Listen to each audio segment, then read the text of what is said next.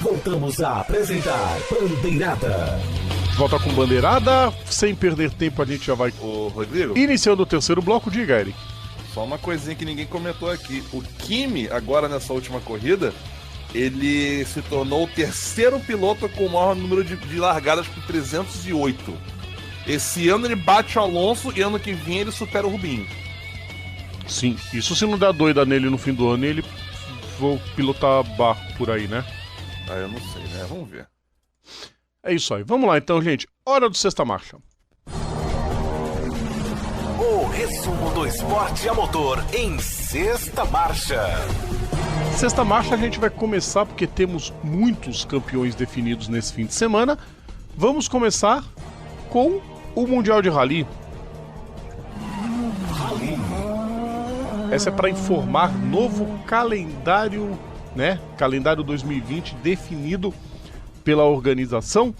Destaques, claro, para a volta do Safari Rally no Quênia, do Rally do Japão, que não vai ser na região de Hiroshima, o circuito vai ser montado na região de Nagoya. E a volta do Rally da Nova Zelândia, né? Eles estavam ausentes em ordem desde 2002, 2008 e 2012.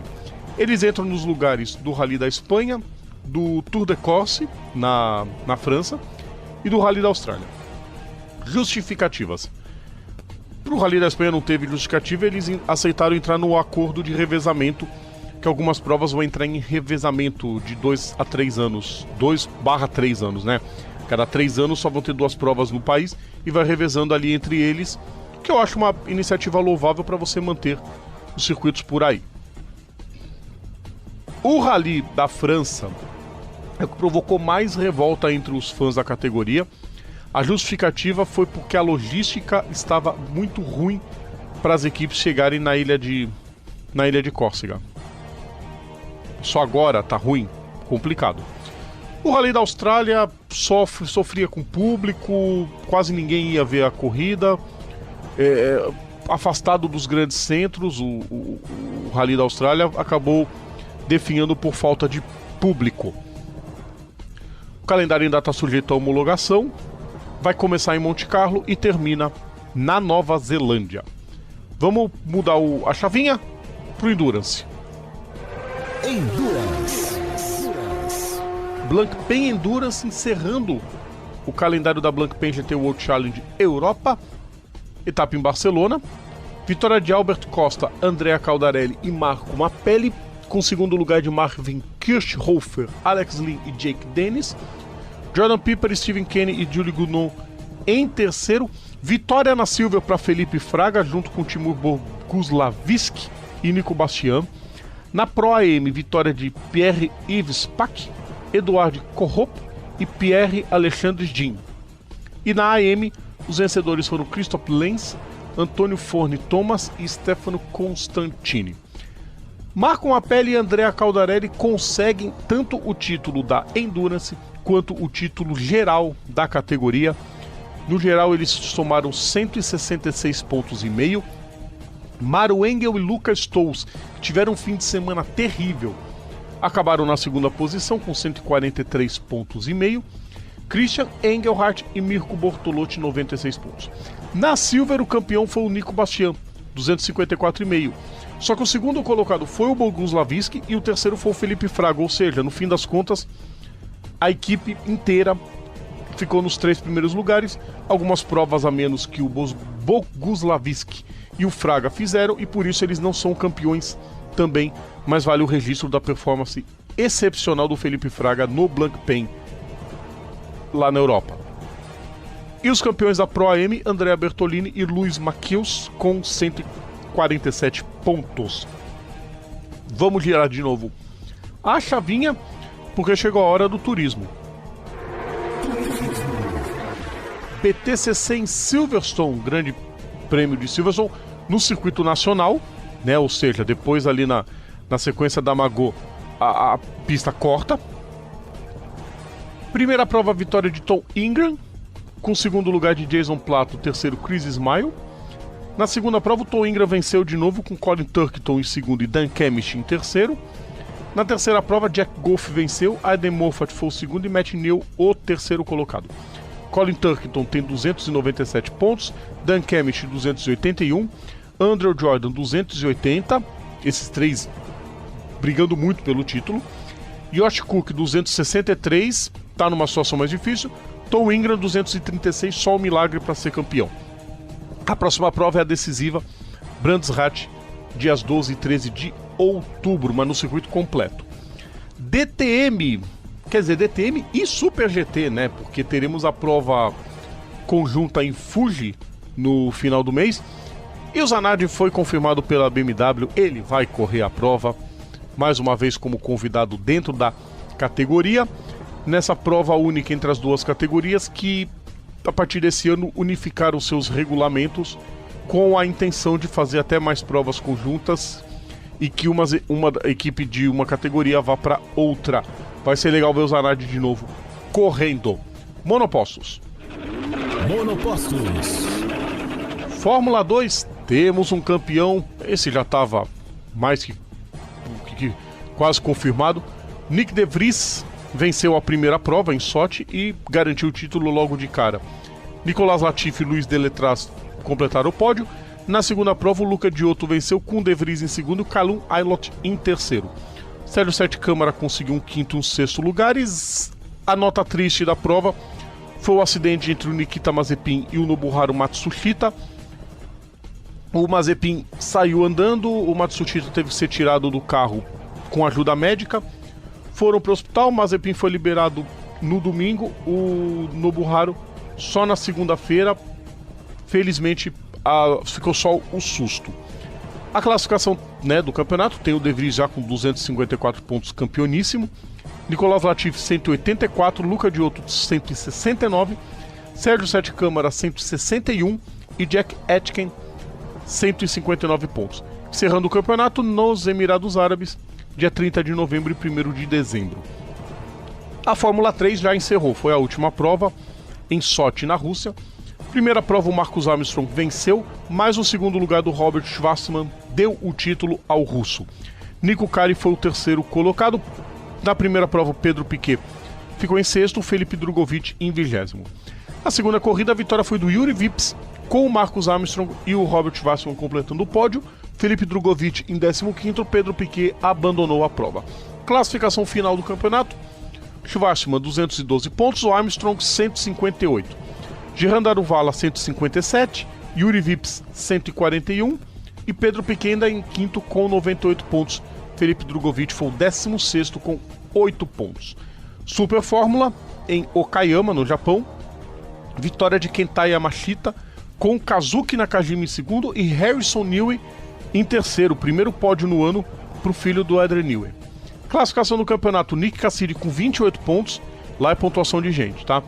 Naoki Yamamoto 27 pontos, Alex Palou 20 pontos, Kamui Kobayashi tem 19 e com 12 pontos, Shota Tsuboi e Nirei Fukuzumi, né, com 12 pontos, não tem mais chances de título. A próxima prova é em Suzuka, o vencedor, em vez de levar 10 pontos, leva 13 nessa prova, por isso que o Kobayashi, por exemplo, ainda está na disputa. Dias 21 e 22 de outubro. Vão para os caminhões, chegou a hora da Eurotruck Racing. Etapa de Le Mans na França. Vitória na primeira prova de Jochen Ram, com o Sacha Lanz em segundo e Antônio Albacete em terceiro. Na segunda prova, André Coulsin venceu, com a Stephanie Halme na segunda posição, Adam Laco em terceiro e Jochen Ram completando na sexta posição, garantindo o hexacampeonato. Na terceira prova, Adam Laco venceu de novo na temporada, tá? Com o Antônio Albacete em segundo e o Jochen Ram em terceiro. Na quarta prova, a vitória de Sacha Lanz, com o Jochen Ram em segundo e Stephanie Halme na terceira posição. Primeira prova no ano onde os 4 vencedores são diferentes. Classificação do campeonato: Jochen Ram 318 pontos, Antônio Albacete 225, Adam Laco 222, Stephanie Halme 188, Sacha Lanz 158. Próxima prova, a última do campeonato, Harama, próximo fim de semana, dia 5 e 6 de outubro. Hora das motos. Motociclismo. Começando com a Nations Cup em Assen, na Holanda, do Mundial de Motocross, o MXGP. Primeira prova, vitória de Tim Gajser, com Jeffrey Hellings em segundo, Jorge Prado em terceiro. Lá é assim, eles pegam a MXGP, MX2 e a categoria Open. Cada uma das provas juntam 2 categorias, de forma que todas as categorias corram, enfim, juntas. E aí quem tiver melhor pontuação leva o título. Na segunda prova, a vitória foi do Glenn Konderhoff, com Paul Jonas em segundo e o Sean Simpson em terceiro. Terceira corrida, a vitória de Glenn Konderhoff, com Tim Gajser em segundo e Paul Jonas em terceiro. Na classificação final, a Holanda venceu com 18 pontos. A pontuação é quem tem menos pontos leva, tá? Porque é de acordo com a posição. Título para a Holanda, com 18 pontos. Segundo lugar para a Bélgica, com 47. A Grã-Bretanha em terceiro, com 58 pontos. O Brasil ficou na 24ª posição dessa disputa. Agora só ano que vem que teremos Mundial de Motocross, né? Campeonato Europeu de Moto, o FinSev Repsol, etapa de Jerez de la Fronteira, etapa única. Lá tem algumas provas são em dupla, outras provas únicas. Edgar Pons venceu com Hector Garzón em segundo, Alessandro Zacconi em terceiro. O Pons é líder com 171 pontos, Hector Garzón 118 pontos, Nick Tully 101 pontos. Próxima prova, Albacete, dia 13 de outubro, o campeonato pode ser decidido a favor do Pons. Para terminar, mais um campeão mundial de Superbike, Manicourt, na França. Primeira prova, vitória de Toprak Razgatlioglu, com Jonathan Rea e Tom Sykes em terceiro. Na segunda prova, o novo pentacampeão da categoria, Jonathan Rea, venceu depois que o Razgatlioglu bateu no Álvaro Bautista de novo, né? Álvaro Bautista terrível, segunda parte de campeonato.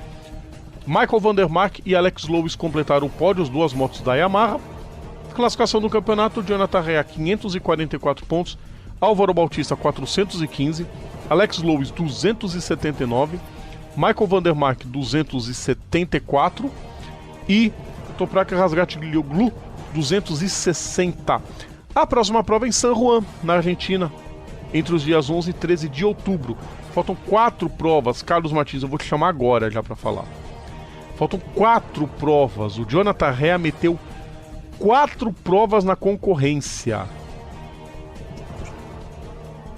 Isto porque Álvaro Bautista teve um início avassalador nas 11 primeiras provas. Sim, só que o campeonato tem muito mais provas, ele devia saber disso. Não, ele pegou a língua de cada um dos 3 aqui, tipo, carvão pra vocês. E o Rea chegou no troféu picolé pra gente, né? Cara, a Kawasaki só fazia aquela cara de raposa velha dizendo: nós vamos levar essa. Parecia aquele cara que fazia a vinheta do Zorra. Espera. Exato. Pois é. Aí o que aconteceu? O Rea começou a... Porque assim, quando o Bautista ganhou tudo, o Rea ficou tudo em segundo. Ok? Só que aí quando o Rea começou a ganhar, o Bautista começou a cair um monte, a ponto de faltando 4 provas pro fim ainda. E isso porque tem a prova da Superpole, né? Esse detalhe. Então seriam mais ou menos 6 corridas, vai. São as 4 principais e 2 corridas de Superpole. E o Rea já é o campeão. Alguém tem dúvida de que ele é o nome do Superbike na história? Alguém tem? Por que não, né? Não colocaria um dos maiores, porque assim, é dividido por eras, né? São eras diferentes. Teve lá atrás o Fogarty também, que fez teve seu domínio, agora mas o dele é uma coisa absurda. Quando teve um nome para poder fazer frente, parece que a carruagem voltou-se a abóbora com o Álvaro Bautista. Vamos ver o que vai ser dele na Honda, né? Ai, espera. Estamos todos esperando, já porque falta o anúncio oficial apenas de que Scott Redding vai ser piloto da Ducati para a próxima temporada do Superbike. Mais algum destaque que vocês queiram passar? Bom, eu quero falar um pouco. Cara, tanto pô, que o Tour de Corse do WRC tenso, hein? Tenso, Esquisito, realmente. legal, mas é um pouco esquisito mesmo a saída do Tour de Corse. Esquisitíssimo, aliás. Eric, Oi. eu não sei se é uma coisa a gente lamentar, ou como você sempre disse, que a vida fora. Primeira temporada da Fórmula 2, que não tem ninguém confirmado pra Fórmula 1 ainda pro ano que vem. Pois é. Isso. Mas assim, depende do que você tá falando, porque a temporada da Fórmula 1 não acabou ainda, né? Mas. Não, a não ser que alguém morra na Fórmula 1, porque até agora, talvez o para único com que isso. vai subir, talvez, seja o Nicolas Latifi. Não, teve um ano da Fórmula da Fórmula, não é nem da Fórmula da GP2 ainda. Teve um piloto que foi campeão de lá, mas que não tinha. Não, eu não tô falando só do campeão, eu tô falando geral. Por enquanto, ninguém subiu pra Fórmula 1 esse ano. Geralmente já tem 2, 3 que sobem, mesmo não sendo campeão, mas que conseguem um acesso. Não, esse ano a gente não teve ninguém. E baixando um pouquinho, que é a GP3, a Fórmula 3, né? Rob Schwartzman campeão em casa. Vodka deve ter rolado solta, né? Foi o momento de celebrar da Prema, né? Porque a Prema na Fórmula 2 fez uma temporada tão apagada, né? Com o Mick Schumacher ainda começando e o Sanjay Lael só fazendo atrapalhada. Óbvio que ia ficar em penúltimo na temporada. E assim, e mais uma vez o Sete Câmara desclassificado. Serginho, não foi, tá não, ele difícil, não foi. hein, cara? Não, ele não foi desclassificado, ele foi só punido. Ele consta na classificação como sexto lugar. Ele completou em quarto, mas aí ele foi punido e chegou em sexto. E, bom, é aquela história, ele tem que manter agora a posição para poder garantir a pontuação para ele conseguir pleitear alguma coisa de Fórmula 1.